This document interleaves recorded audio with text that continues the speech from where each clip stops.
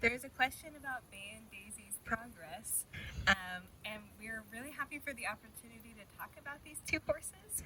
So let's start with how they got here. What is their background? So they came to us along with another miniature horse named Princess, and it was a situation where animal control told the owners that they needed to surrender the horses to us or they would be seized and the owners would be charged with neglect.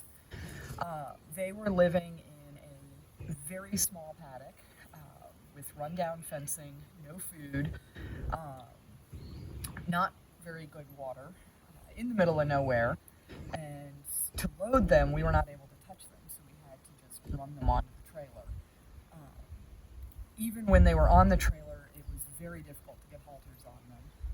They managed to get their halters off very quickly, and it took months at that point to get halters back on them.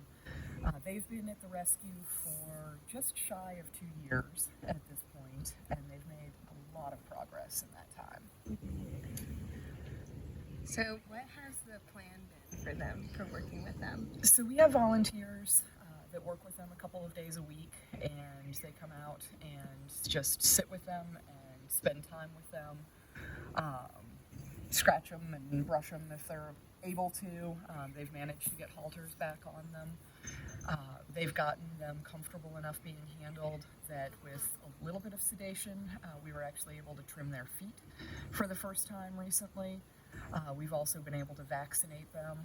It does still take getting them into the little pen and squeezing them, but they no longer completely panic when we do that. And Bay in particular used to try to jump out when we tried to handle her, so they have come a long way in the past almost 2 years. And if volunteers have questions like this about horses' plans or progress, who should they ask? So they could ask me, or they could ask you. Either one of us would be happy to talk about what the plan is for those specific horses and what the progress is that's being made.